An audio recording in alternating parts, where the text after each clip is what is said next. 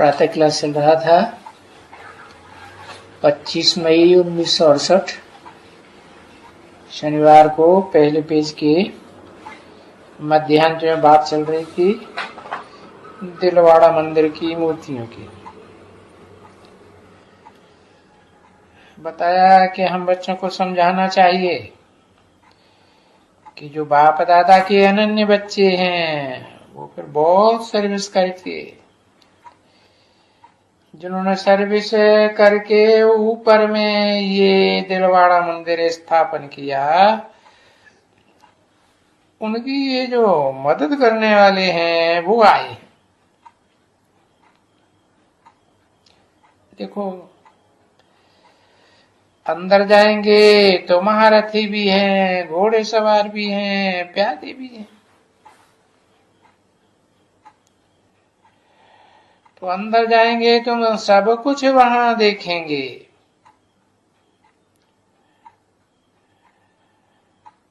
बरोबर ये दिलवाड़ा मंदिर तो बहुत अच्छा यादगार बना हुआ है तपस्वियों का, तपस्या करने के बाद देवता बनने वालों का। तो कहेंगे ना अभी ये हुआ यादगार, किसकी यादगार? तुम बच्चे तो जानते हो कि हमारी यादगार है। तो देखो तुम बच्चों को ज्ञान की कितनी रोशनी मिलती है, किससे? ज्ञान सूर्य चैतन्य शिव बाबा से। तो कुछ भी देखो, यहां मंदिरों में जाओ है, माउंट आबू में और भी ढेर सारे यादगार मंदिर हैं। हाँ तुम जावेंगे तो तुम सब कुछ समझेंगे। अरे ये तो यहां हम ही बैठे हुए हैं।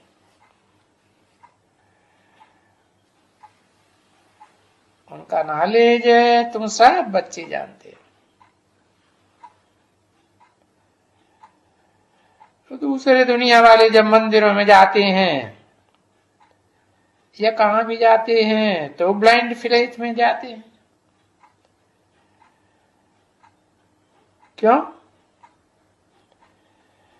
क्योंकि उनको वो ज्ञान का तीसरा नेत्र शिव बाप से मिला ही नहीं है ना।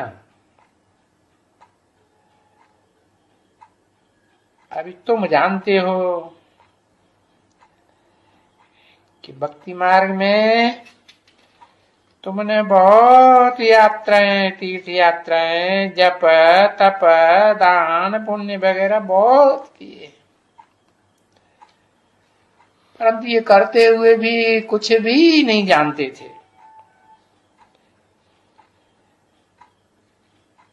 कि ये हैं कौन मंदिरों में बैठे हुए। बस गुरुओं ने जो बोला तो उनकी बातों को सुन सुन करके सत्य वचन महाराज, सत्य है कृपा है धन, ठीक है दया निधान, ऐसे ही भक्ति मार्ग में कहते आए।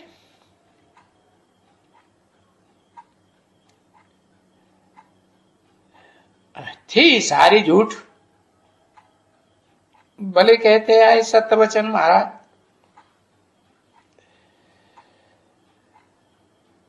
कहते गए सत्य सत्य भी है सब सत्य।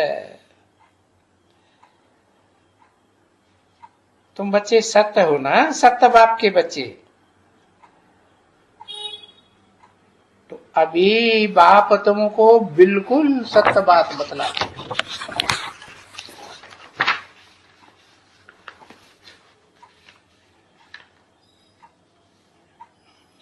सत्य बाप से सत्य बात सुन करके तुम सतयुग के मालिक बनते हो।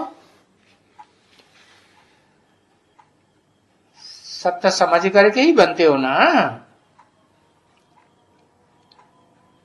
25 मई 1968 की प्रातः क्लास का दूसरा पेज।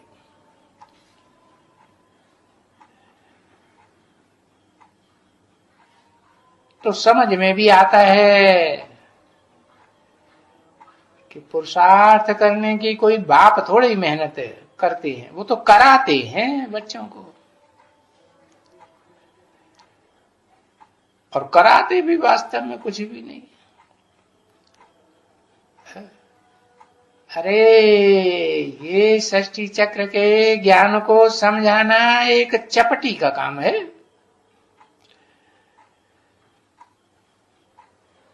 84 जन्म के चक्कर को समझाना, क्योंकि एक दफा समझा दिया तो सारा ज्ञान आदि से अंत तक बुद्धि में बैठ जाता है।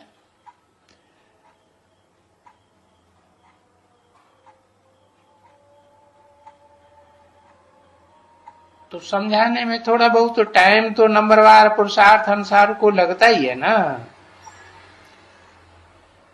तो जो समझाया है वही चीज बुद्धि में बैठ जाती है।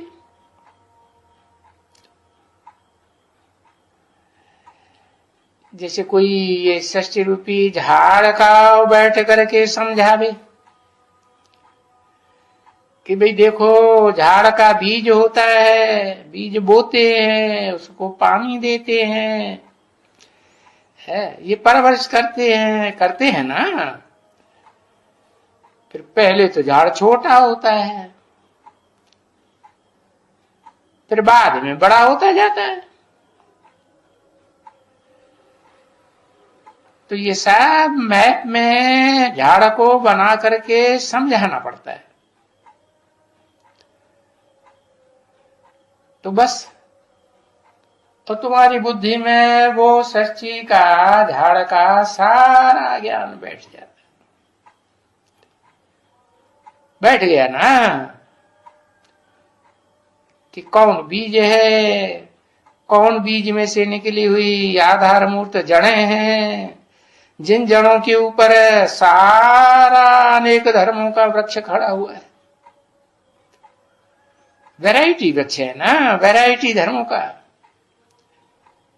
वैरायटी जड़ें हैं, वैरायटी बीज है। तो उसको समझाने का टाइम तो लगा, और तुमको तो सेकंड में सारे झाड़ का नॉलेज बैठ गया। और धर्मों में जो जाते हैं उनको तो कुछ टाइम लगता है।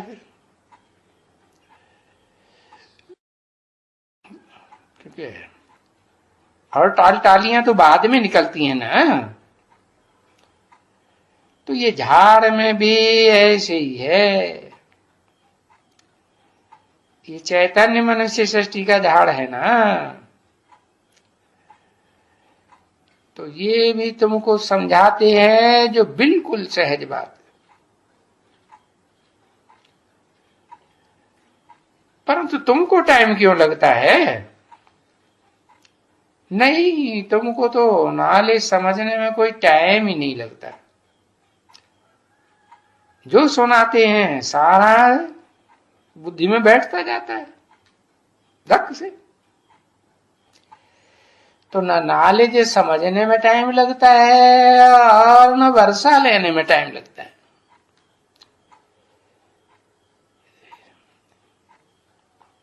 ये बाप का वर्षा है ना, मिल्कियत है, अखूट ज्ञान भंडारी की मिल्कियत है। तो उस ज्ञान को समझने में तुमको टाइम नहीं लगता है।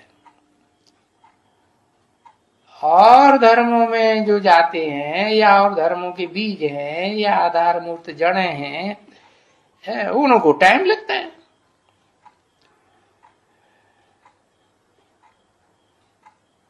क्योंकि उनको फिर विधर्मियों का संग का रंग लगा है ना, जन्म जन्मांतर। तो पवित्र बनने के लिए उनमें टाइम बहुत लगता है। क्योंकि ये तो याद की यात्रा है ना। वो तो विविचारी धर्म पिताओं की विविचारी याद में रहे, जन्म जन्मांतर रहे। और यहां है एक बाप के याद की यात्रा।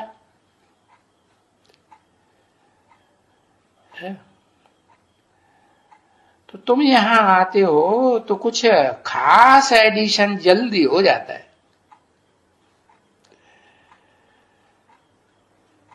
तो यहां तुम्हारा जो एडिशन होता है वो किस बात का एडिशन?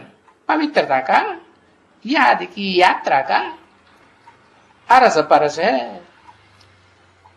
जितनी तुम पवित्रता धारण करने के लिए पुरुषार्थ करते हो उतना तुम्हारा योग तीखा लगता है, और जितना योग लगाते हो उतनी पवित्रता की पावर तुम्हारे अंदर आती है।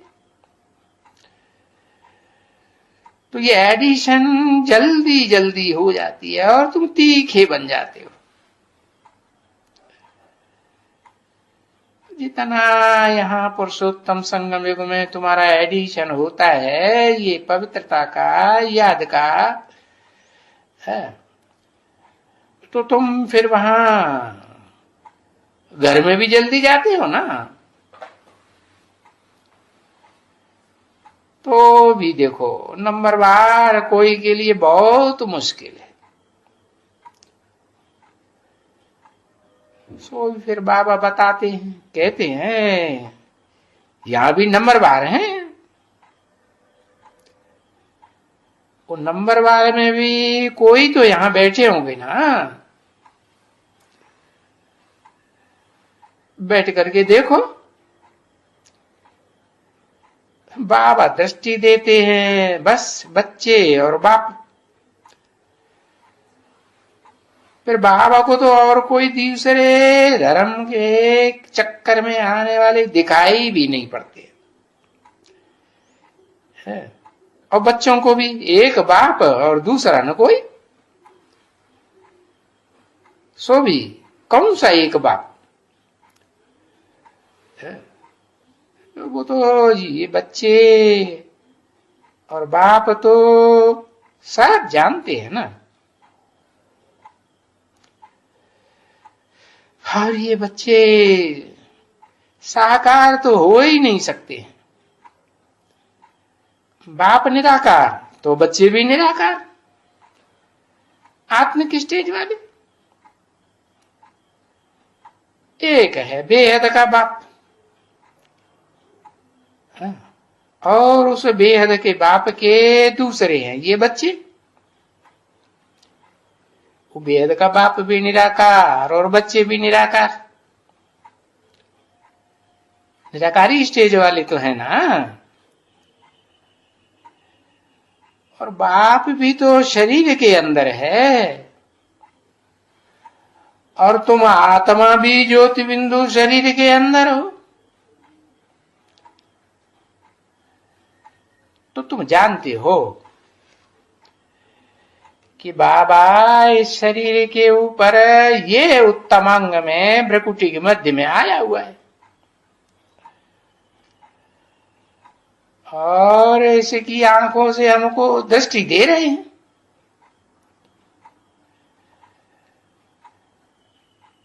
तो देखो ये भी तो सर्विस कर रहे हैं ना साथ में। तो फिर बस वेद के बाप को ही याद रखना चाहिए। और वेद का बाप है तो एक ही ना, पर्सनालिटी तो एक ही है। फिर तो तुम्हारी बुद्धि कहीं भी और किसी पर्सनालिटी में, व्यक्तित्व में जानी ही नहीं चाहिए। समझा ना। और ये बात मैं जांच भी सकता हूं कि किन की बुद्धि इधर उधर ज्यादा भटकती है। कोई ऐसे भी हैं जिनकी बुद्धि नहीं भटकती है।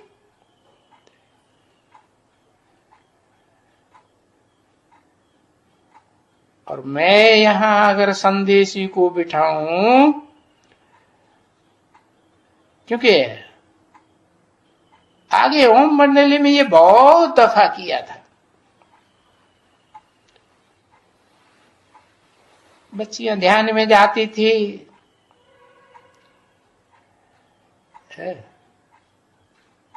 सब कुछ देख के आती थी। और वो संदेशी आकर के रिपोर्ट बताती थी।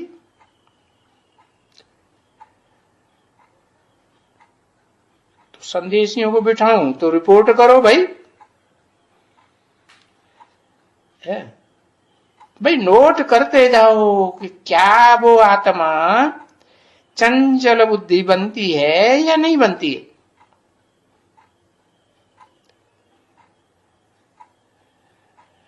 तो आत्मा का तो ज्ञान इन लोगों को होता ही है। किसी की आत्मा बाहर में भटकती है और किसी की आत्मा अच्छी तरह से बाबा की याद में बैठी हुई है। कितनी आत्माएं क्या कर रही हैं और कितनी आत्माएं क्या करती है। देखो, ध्यान से देखेंगे तो कितनी पिनकी खाती है, झुटके मारती है।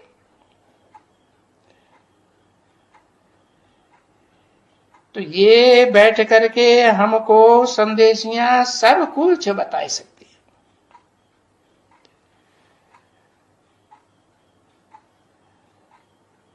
परंतु आगे तो ये बच्चियों का पार्ट था।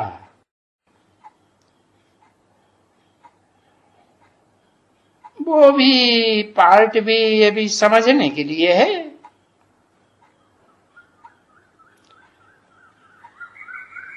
अब विचार तो सभी आता है ना कि बच्चियों को फिर से बिठावें, फिर से बोले, उनका अटेंशन इधर उधर ना चला जावे। कहां,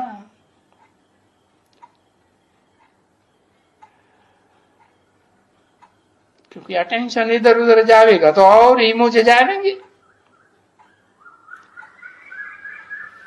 तो इसलिए अभी वो सब बातें छोड़ देता हूं।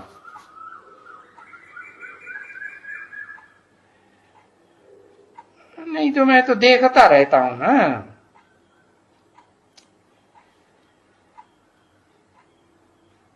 जो ये धरती के चैतन्य सितारे है ना, अच्छे अच्छे,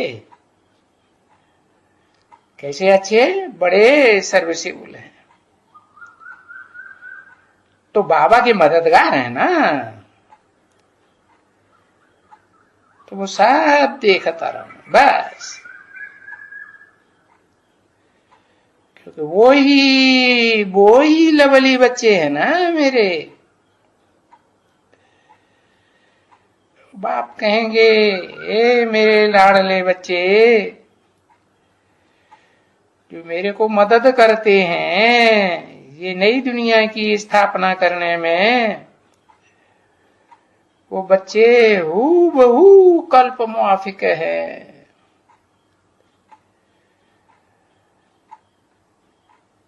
वो तो इनके,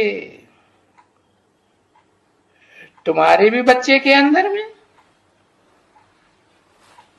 बाबा के अंदर में ये बादशाही जो स्थापन हो रही है ना, हूबहू कल पहले मुआफिक, वो तो जरूर होने की है। क्योंकि वो नई दुनिया की स्थापना तो इनमेमोरेबल टाइम्स हुई है। हाँ, इन्यूमरेबल टाइम यानी अनेक टाइम, गिनती तो कर ही नहीं सकते एक्यूरेट कि कितनी बार ये नई दुनिया की स्थापना हुई है। तो वो सब बात बुद्धि में चलती रहेगी और इस दुनिया के ये बार बार रिपीट होने की, आदि होने की, अंत होने की है, ये कोई गिनती नहीं है। तो फिर जिसकी आदि अंत की गिनती भी नहीं, फिर वो तो जरूर हो गए ना बच्चे। इसलिए जो होना है सो निश्चित है, तो फिर बिल्कुल ही फिक्र नहीं रहता है ना। कि जितना जितना ये सारा ज्ञान समझते जाते हैं ना, इतना इनको भी तो फिक्र नहीं रहती है कि तुम्हारे जैसे बच्चे बने ना आखिरी। पर जितना संग का रंग लगता है ना, इनको भी संग का रंग लगता है। तुम्हारी बीज रूप स्टेज, तुम बीज रूप आत्माएं हो, तो तुम्हारे संग के रंग में इनको भी बीज रूप स्टेज में स्थिर हो जाना पड़ता है। तो फिर जैसे कि बाबा की फिक्र कमती होती जाती है कि भाई ये क्या है सब, तो बुद्धि में आता है कि हाँ ये ड्रामा है, बना बनाया ड्रामा है। और बाबा तो हम जानते हैं है कि हमारे लिए तीरी पर बहस्त लेकर के आए हैं। सिर्फ कहते हैं क्या कि भाई देखो ये तीरी पर जो बहस्त की बादशाही रखी हुई है, विश्व की बादशाही, ये तुम एक हाथ से लो और दूसरे हाथ में दो। क्योंकि हे मीठे मीठे बच्चे, तुम पतित हो ना इन विकारों में, तो तुम बच्चों को पावन बनने के लिए पुरुषार्थ तो जरूर करना पड़ेगा। सो भी पुरुषार्थ के लिए क्या कहता हूं,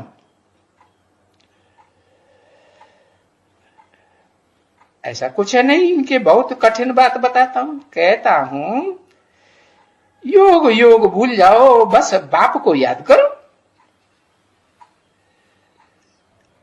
योग योग कहने से कठिन बात लगती है, और जन्म जन्मांतर बापों को तो तुमने याद किया है ना, तो वो तो याद करने की प्रैक्टिस पड़ी हुई है। तो बाप कहते हैं बस यहां बैठे हुए, देखो बैठे हुए हैं ना, और जानते हो कि इसमें बाप की प्रवेशता है, बैठे हुए हैं। तो आत्माओं को है, पर शरीर है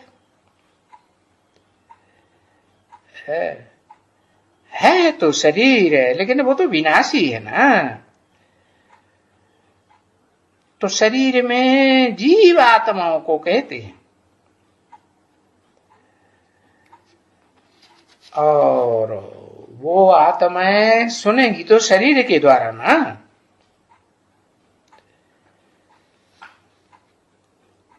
बच्चों अभी घर जाना है, स्वीट होम में जाना है, जहां जाने के लिए सारे ही भक्ति मार्ग वाले जन्म जन्मांतर माथा मारते रहते हैं, परंतु बेचारे एक भी नहीं जा सकते। और तुमको फिर सबको जाना है, और पहले पहले जाना है। इसलिए तुम्हारे पर जो पाप सिर के ऊपर हैं, वो जल्दी जल्दी काटना जरूर है।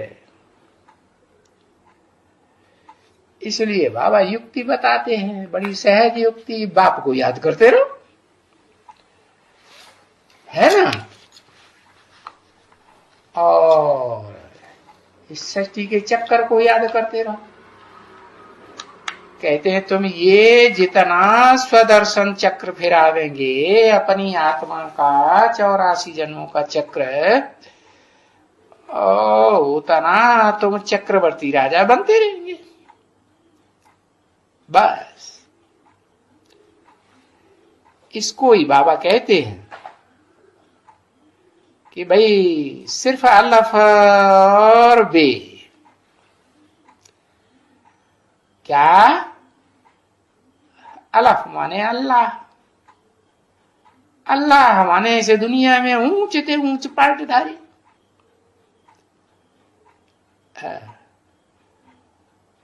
वो जो मुसलमान हैं, क्रिश्चियंस हैं, वो तो समझते हैं कि अल्लाह मियाँ कोई किस मुसलमान है, वो क्या समझते हैं कि भाई वो कोई निराकार है।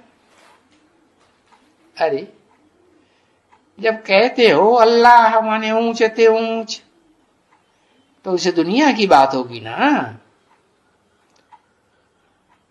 तो वो अलफ है, माना पुरुषार्थ में खड़े डंडे की तरह खड़ा रहने वाला है। पुरुषार्थ करते करते कोई ब्रह्मा बाबा की तरह पड़ जाने वाला नहीं है कि भाई हार्ट फेल हो जाए, शरीर छोड़ दे, पुरुषार्थ खलास। तो अलफ को याद करो माना बाप को याद करो।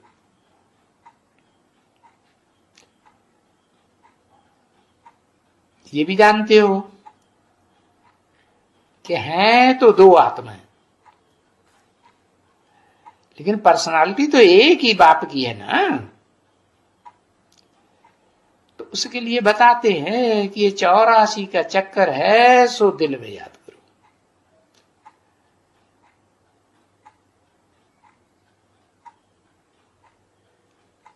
25/5/1968 की प्रातः क्लास का 3रा पेज।